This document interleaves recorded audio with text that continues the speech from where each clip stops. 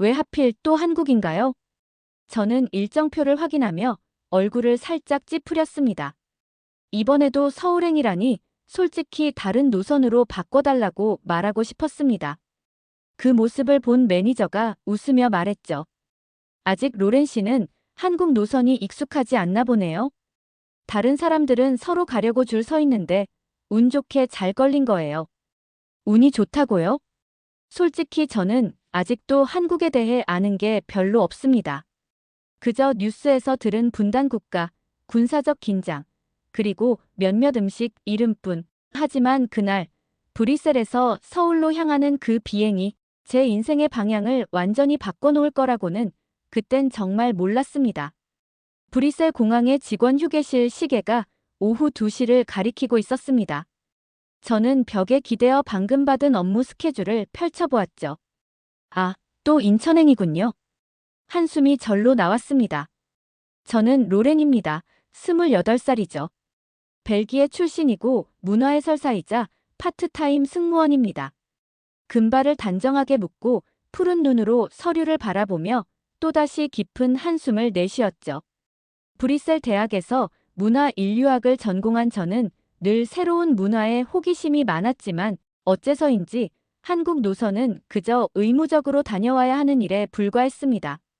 한국에 대해 아는 건 북한 핵 문제나 뉴스에서 간혹 등장하는 위험한 나라라는 이미지가 전부였습니다. 동료 마리에게 한국에 대해 불평했더니 그녀는 어깨를 으쓱이며 지나갔습니다. 로렌, 너 너무 모르는구나. 한국 가면 세상이 달라 보인대라며 말이죠. 그저 유행처럼 한국을 좋아하는 동료들의 과장된 말이겠거니 생각했습니다. 공항 내 문화해설사로 일하며 다양한 국가의 승객들을 만났지만 한국인들은 유독 와닿지 않았습니다. 항상 서두르고 영어로 대화하려 해도 어색하게 미소만 짓는 모습이 불편했죠. 문화 인류학자가 되고 싶었던 학창 시절의 열정은 어느새 사라지고 이제는 그저 편한 유럽 노선만 바라게 된 제 모습이 서글펐습니다. 그때만 해도 인생에 어떤 일이 일어날지 전혀 몰랐죠. 타자타자 소리를 내며 컴퓨터 스케줄을 확인하던 저는 내일 있을 인천행 비행에 대비해 억지로 한국 관련 정보를 찾아보기 시작했습니다. 김치에 된장찌개라니 매운 음식만 가득한 나라라고 생각하니 피식 웃음이 나왔죠. 솔직히 별 기대가 없었습니다. 승무원 유니폼으로 갈아입고 브리핑룸으로 들어서자마자 팀장님이 제게 다가왔습니다. 이번 인천행은 비즈니스 승객이 많으니 특별히 신경 써야 한다고 하시더군요. 그저께 한국 출장을 다녀왔다던 팀장님의 모습이 묘하게 즐거워 보였습니다. 다들 무슨 최면이라도 걸린 건가 의아했죠. 승무원으로서의 책임감으로 비행 준비에 집중하려 했지만 마음속으로는 여전히 의구심이 가득했어요. 하지만 운명이란 건 이상하게도 가장 예상치 못한 순간에 찾아온다는 걸 저는 곧 알게 되었죠. 그 운명적인 인천행 비행기가 브뤼셀 상공을 벗어나 고도를 높이던 순간이었습니다. 갑자기 비즈니스석에서 급박한 콜벨이 울렸죠. 제 발걸음은 자동으로 그곳을 향했습니다. 백발의 노인이 얼굴이 창백해진 채 가슴을 부여잡고 계셨어요. 의사나 간호사를 찾는 기내 방송을 하려는 찰나 비즈니스석 뒤쪽에서 한 남자가 조용히 일어섰습니다. 짙은 남색 스웨터를 입은 그는 단정한 모습으로 걸어왔죠. 자신을 한국의 현수라고 소개한 그는 침착하게 노인의 맥박을 확인하고 호흡을 체크했습니다. 그의 손길은 부드러우면서도 정확했죠. 니트로글리세린이 필요하다는 그의 요청에 저는 황급히 약을 가져왔습니다. 약을 투여하고 30분이 지나자 노인의 호흡이 안정되었죠. 현수는 조용한 미소를 지으며 자리로 돌아갔습니다. 그의 뒷모습을 보며 저는 처음으로 한국인에 대한 선입견이 흔들리는 걸 느꼈습니다. 조용하면서도 든든한 사람이라는 생각이 들었죠. 비행이 끝나고 인천공항에 도착했을 때 수함을 찾는 곳에서 또다시 현수를 만났습니다. 아까의 상황에 대해 감사 인사를 건네자 그는 수줍게 웃으며 당연한 일을 했을 뿐이라고 했죠. 그리고는 제게 한국이 처음이냐고 물었습니다. 솔직히 별로 기대는 안 했다는 제 대답에 현수는 웃으며 말했습니다. 좋은 추억을 만들어주겠다면서 명함을 건네더군요. 이번 체류 기간 동안 시간이 있으면 연락해달라고 했죠. 공항을 나서는 현수의 뒷모습을 보며 저는 이상한 감정을 느꼈습니다. 그냥 친절한 사람일 뿐인데 왜 이렇게 마음이 흔들리는 걸까 하고 말이죠. 그때만 해도 이 작은 만남이 제 인생을 완전히 바꿔놓을 거라곤 상상도 못했습니다. 제 손에 쥐어진 명함에는 내과 전문의 김현수라고 적혀 있었습니다. 어쩌면 이 종이장 하나가 제 운명의 다리가 될지도 모른다는 예감이 스쳤죠. 하지만 그때는 그저 가벼운 설렘으로 치부하고 숙소로 향했습니다. 작은 인연이 얼마나 큰 나비 효과를 불러올지 그때의 저는 전혀 알지 못했죠. 서울의 인사동 거리는 제가 상상했던 것과는 전혀 달랐습니다. 고즈넉한 한옥들 사이로 현대적인 카페, 전통 찻집과 갤러리가 어우러진 모습이 인상적이었죠. 문화해설가로서의 호기심에 이끌려 카메라를 들고 이곳저곳을 둘러보던 중이었습니다. 어머, 이게 무슨 일이지? 갑자기 가방을 뒤적이던 제 손이 멈췄습니다. 여권이 보이지 않았죠. 주머니며 가방 구석구석을 샅샅이 뒤졌지만 흔적도 없었습니다. 벨기에 대사관에 가야 하나, 경찰서에 신고해야 하나, 머릿속이 새하얘졌습니다. 길거리 한복판에서 당황한 채 서 있는데 누군가 제 어깨를 가볍게 두드렸죠. 로렌 씨? 돌아보니 현수가 거기 서 있었습니다. 운명의 장난처럼 또다시 그를 만나게 된 것이었죠. 제 얼굴을 보고 상황을 파악한 현수는 망설임 없이 경찰서로 가자고 했습니다. 제가 도와드릴게요 하며 자연스럽게 앞장섰죠. 종로 경찰서에서 현수는 유창한 통역으로 상황을 설명해 주었습니다. 한국인 경찰관들은 매우 친절했고 놀랍게도 서너 시간 만에 여권을 찾았다는 연락이 왔습니다. 어느 시민이 근처 가게에 맡겨두었다는 것이었죠. 더 놀라운 건 지갑 안에 현금이 한 푼도 사라지지 않았다는 사실이었습니다. 이런 일이 가능해요? 벨기에였다면 상상도 못할 일인데 저는 믿기지 않는다는 표정으로 현수를 바라보았죠. 그는 미소 지으며 한국 사람들의 정직함이라고 설명했습니다. 남의 물건에 손대지 않는 게 당연하다고 생각한다면서 말이죠. 여권을 되찾고 경찰서를 나오는 길, 현수가 조심스럽게 제안했습니다. 아직 저녁 식사를 안 했다면 어머니가 운영하시는 작은 식당에서 한국 가정식을 맛보지 않겠냐고 했죠. 솔직히 거절하고 싶었지만 오늘 하루 그의 도움을 너무 많이 받았기에 정중히 승낙했습니다. 그런데 이 작은 승낙이 제 인생에서 가장 중요한 결정이 될 줄은 그때는 몰랐죠. 서울의 어느 골목길로 향하는 동안 현수와 나란히 걸으며 이상한 안도감을 느꼈습니다. 처음 보는 도시에서 길을 잃은 것 같은 불안함이 사라지고 마치 오래된 친구와 함께 걷는 것처럼 편안했죠. 여기입니다. 현수의 말에 고개를 들어보니 엄마네 밥상이라는 소박한 간판이 보였습니다. 아직은 몰랐지만 이곳에서 저는 한국의 진정한 정을 만나게 될 것이었습니다. 엄마네 밥상의 문을 열고 들어서자 따뜻한 된장 냄새가 저를 감쌌습니다. 머리를 단정히 빗어넘긴 중년의 여성분이 환한 미소로 우리를 맞이했죠. 현수가 자연스럽게 어머니라고 소개하자 그분은 제 손을 꼭 잡으며 서툰 영어로 웰컴, 웰컴하고 인사하셨습니다. 식탁에는 하얀 쌀밥과 함께 갖가지 반찬들이 차려져 나왔죠. 어머니는 끊임없이 반찬을 제 앞으로 밀어주며 많이 먹으라고 권하셨습니다. 영어는 서투셨지만 그 눈빛에는 말로 설명할 수 없는 따뜻함이 담겨 있었죠. 뜨거운 된장찌개를 한 숟가락 떠먹는 순간 저도 모르게 눈물이 핑 돌았습니다. 이게 단순한 음식이 아니라는 걸 알 수 있었죠. 누군가의 마음과 정성이 담긴 위로의 한 그릇이었습니다. 브뤼셀의 차가운 아파트에서 혼자 먹던 인스턴트 식품들이 떠올랐죠. 그 순간과 지금의 온도 차이가 너무도 컸습니다. 김치 처음 드시나 봐요?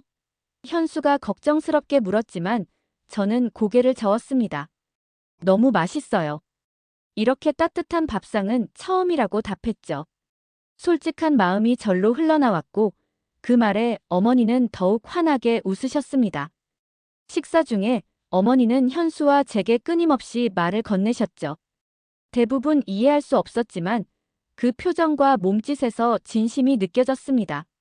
현수가 통역해주길, 어머니는 제가 여권을 찾았다는 소식에 무척 기뻐하셨다고 했죠.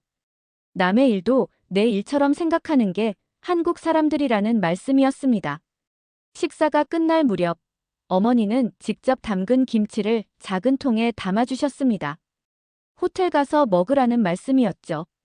현수가 번역하기도 전에 그 의미를 알 수 있었습니다. 이게 바로 한국의 정이구나 싶었죠. 밖으로 나와 밤 공기를 마시며 현수와 함께 걸었습니다. 어머니께서 정말 좋은 분이시네요. 제 말에 현수는 쑥스럽게 웃으며 한국 어머니들은 다 그렇다고 했죠. 누구든 밥 한 끼 대접하는 걸 기쁨으로 여기신다면서 말입니다. 호텔로 돌아오는 택시 안에서 저는 곰곰이 생각했습니다. 불과 이틀 전만 해도 한국은 그저 스쳐 지나가야 할 낯선 나라였죠. 하지만 지금은 달랐습니다. 이 따뜻한 사람들과 그들의 문화가 제 마음속에 자리 잡기 시작했죠. 특히 현수라는 존재가 점점 더 특별하게 느껴졌습니다. 그의 배려와 따뜻함이 한국이라는 나라 전체의 이미지를 바꿔놓고 있었죠. 3달이 지난 어느 날, 저는 상사 앞에 서 있었습니다. 프랑크푸르트 대신 인천행 노선으로 바꿔달라는 제 요청에 상사는 의아한 표정을 지었죠. 유럽 승무원들 사이에서 인천행은 인기가 없었으니까요. 하지만 저는 확고했습니다. 다시 그곳에 가고 싶었거든요. 인천공항에 도착한 순간 제 심장이 빠르게 뛰었습니다. 출구를 나서자마자 보였죠. 로렌이라고 적힌 종이 팻말을 든 현수가 거기 서 있었습니다. 우리는 다시 만났고 그 순간부터 서울은 제게 전혀 다른 도시가 되었습니다. 현수는 제가 모르던 서울을 보여주었죠. 청계천을 따라 걸으며 도심 속 자연의 아름다움을 느꼈고 북촌 한옥마을에서는 전통과 현대가 공존하는 모습에 감탄했습니다. 한강 유람선에서 바라본 야경은 브뤼셀의 어떤 풍경보다도 아름다웠죠. 한국 사람들은 왜 이렇게 빨리 걸을까요? 제가 농담 삼아 물었을 때 현수는 웃으며 대답했습니다. 전쟁을 겪은 나라라서 그렇다고 했죠. 폐허에서 일어서기 위해 모두가 앞만 보고 달렸고 그게 DNA에 새겨진 것 같다고 설명했습니다. 그 말을 듣고 저는 한국인들을 다시 보게 되었습니다. 거리의 사람들, 가게 주인들, 택시 기사들, 그들의 바쁜 걸음걸이와 진지한 표정 속에서 이제는 생존을 위한 노력과 열정이 보였죠. 단순히 관광지가 아닌 살아있는 문화와 역사를 품은 도시였습니다. 함께 시간을 보낼수록 현수에 대한 마음은 깊어졌죠. 조용하지만 따뜻했고 신중하면서도 배려심이 깊었습니다. 무엇보다 저를 진심으로 대하는 모습이 느껴졌죠. 비행기에서 처음 만났을 때의 그 침착함이 그의 본 모습이었던 겁니다. 어느 저녁, 남산타워가 보이는 벤치에 앉아 있을 때였습니다. 현수가 조심스럽게 제 손을 잡으며 말했죠. 로렌, 당신과 함께 있을 때 전 편하네요. 마치 오래전부터 알고 지낸 사람처럼요. 그 순간 저도 깨달았습니다. 이 남자를 떠나보내고 싶지 않다는 것을요. 하지만 현실은 달랐죠. 일주일 뒤면 저는 다시 브뤼셀로 돌아가야 했습니다. 그리고 언제 다시 올 수 있을지도 모르는 상황이었죠. 그렇게 우리는 서울의 밤하늘을 바라보며 말없이 손을 맞잡고 있었습니다. 남산 벤치에서 저는 솔직한 마음을 털어놓았습니다. 프랑크푸르트로 돌아갈 때마다 텅 빈 기분이었어요. 마치 가슴에 구멍이 뚫린 것처럼요. 현수는 말없이 제 손을 꼭 잡아주었죠. 서울의 밤 공기가 차갑게 느껴졌지만 그의 손은 따뜻했습니다. 여기서 함께 살 수는 없을까요? 현수의 목소리가 떨렸습니다. 그 말에 제 심장이 멈추는 것 같았죠. 감히 상상도 못했던 제안이었으니까요. 벨기에의 안정된 직장, 가족, 친구들, 모든 걸 뒤로하고 낯선 나라에서 새 삶을 시작한다는 건 무모한 도전이었습니다. 하지만 마음은 이미 결정했던 것 같습니다. 브뤼셀로 돌아가자마자 저는 사표를 제출했죠. 동료들은 충격에 빠졌고 가족들은 극구 반대했습니다. 특히 아버지의 반응이 가장 격렬했죠. 미쳤구나. 겨우 몇 번 만난 남자 때문에 모든 걸 포기한다고. 아버지의 목소리에는 분노와 걱정이 섞여 있었습니다. 어머니는 제 손을 잡고 울기만 하셨죠. 내 딸이 이렇게 무모할 줄 몰랐어 하면서 말입니다. 며칠 동안 가족과의 갈등이 이어졌습니다. 하지만 저는 확고했죠. 아빠, 전 그 사람과 함께할 때 진짜 제 모습을 찾았어요. 처음으로 누군가 저를 있는 그대로 봐주었다고요. 결국 아버지는 긴 침묵 끝에 한숨을 내쉬며 말씀하셨습니다. 그 남자, 내 인생 책임질 수 있겠지? 사표가 수리되고 이민 준비를 하는 동안 현수와 매일 영상통화를 했습니다. 그는 제가 한국에서 살 수 있도록 모든 준비를 도와주었죠. 집도 구하고 비자 문제도 알아봐 주었습니다. 무엇보다 그의 부모님이 저를 환영한다는 소식이 가장 큰 힘이 되었죠. 떠나는 날, 브뤼셀 공항에서 가족들과 작별 인사를 나눴습니다. 아버지는 끝내 눈물을 보이셨고 어머니는 제 손을 놓지 않으셨죠. 후회하지 않을 거지. 어머니의 질문에 저는 확신에 찬 미소로 대답했습니다. 네, 엄마. 전 행복할 거예요. 비행기가 이륙하는 순간 저는 창밖을 바라보며 생각했습니다. 이제 돌아올 수 없는 강을 건너는 거라고. 하지만 두렵지 않았죠. 왜냐하면 제가 향하는 곳엔 현수가 있고 그의 따뜻한 가족이 있고 제가 사랑하게 된 서울이 있으니까요.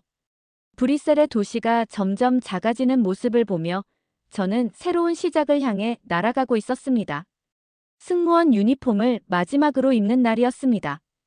거울 앞에 서서 5해 동안 입었던 그 옷을 바라보니 감회가 새로웠죠. 기내 방송을 하면서도 목이 메었습니다. 신사숙녀 여러분, 저희 항공편을 이용해 주셔서 감사합니다. 곧 인천국제공항에 도착하겠습니다. 그 익숙한 멘트가 오늘따라 더욱 특별하게 느껴졌습니다.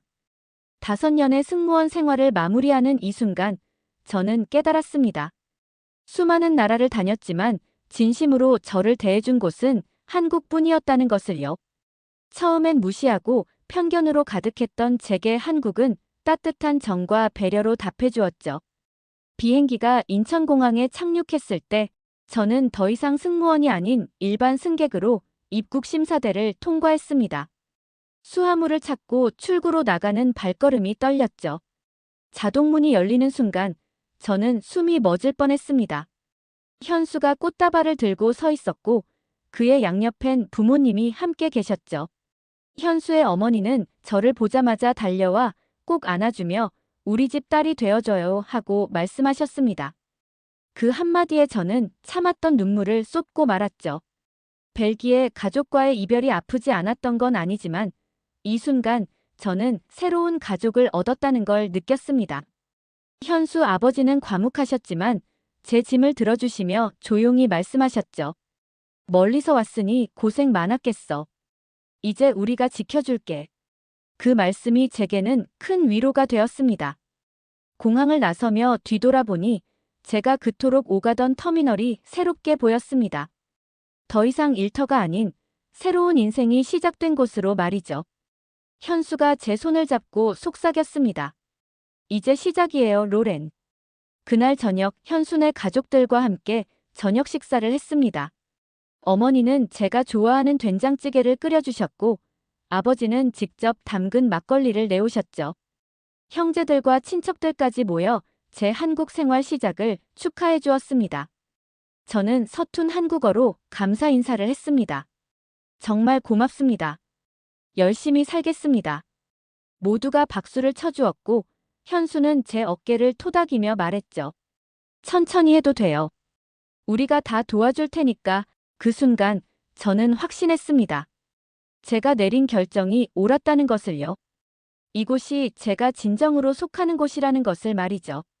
마지막 비행을 마치고 새로운 날개를 펼치는 이 순간이 제게는 가장 아름다운 착륙이었습니다.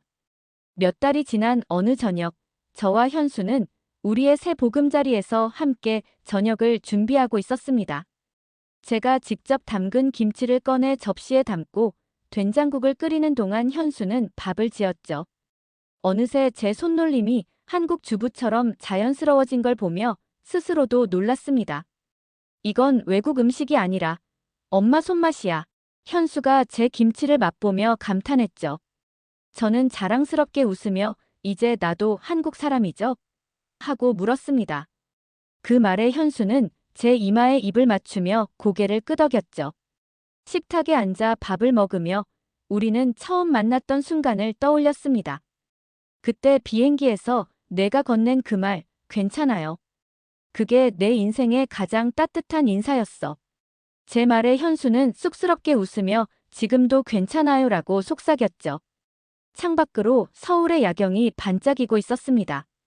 브뤼셀의 가족들과 영상통화를 하면 부모님은 이제 안심하신 표정이었죠. 제가 행복해하는 모습을 보시고는 더 이상 걱정하지 않으셨습니다. 오히려 한국 음식 레시피를 물어보시기도 했죠. 한국어 수업을 들으며 전통시장에서 장을 보고 동네 이웃들과 인사를 나누는 일상이 이제는 자연스러워졌습니다. 가끔 현수의 어머니 식당에 가서 일을 돕기도 했죠. 손님들은 제게 외국인인데 김치를 잘 담그네 하며 칭찬해 주셨습니다. 어느 날 현수가 물었습니다. 후회하지 않아? 저는 망설임 없이 대답했죠. 단 한 번도 후회한 적 없어. 오히려 더 일찍 올 걸 그랬다니까. 우리는 서로를 바라보며 웃었습니다. 밥상 위에는 김치와 된장찌개, 그리고 제가 만든 벨기에식 샐러드가 함께 놓여 있었죠. 두 문화가 자연스럽게 어우러진 것처럼 저도 이제 이곳에 완전히 녹아들었습니다. 현수의 손을 잡고 저는 말했습니다. 서울에서의 첫 약속, 평생 지킬게요. 달빛이 창으로 들어와 우리 식탁을 비추고 있었습니다. 멀리서 들려오는 도시의 소음도 이제는 제게 익숙한 서울의 음악이 되었죠. 비행기에서 시작된 작은 인연이 이렇게 큰 사랑으로 피어날 줄 누가 알았을까요? 저는 이제 확신합니다. 이곳이 제가 영원히 머물 곳이라는 것을요. 낯선 하늘 위에서 시작된 만남이 이제는 든든한 땅 위의 약속이 되었습니다. 매일 아침 현수와 함께 일어나고 함께 밥을 먹고 함께 잠드는 평범한 일상이 제게는 기적 같은 선물이죠. 이 모든 게 그날 비행기에서 건네받은 괜찮아요라는 한마디에서 시작되었으니 인생은 정말 예측할 수 없는 것 같습니다.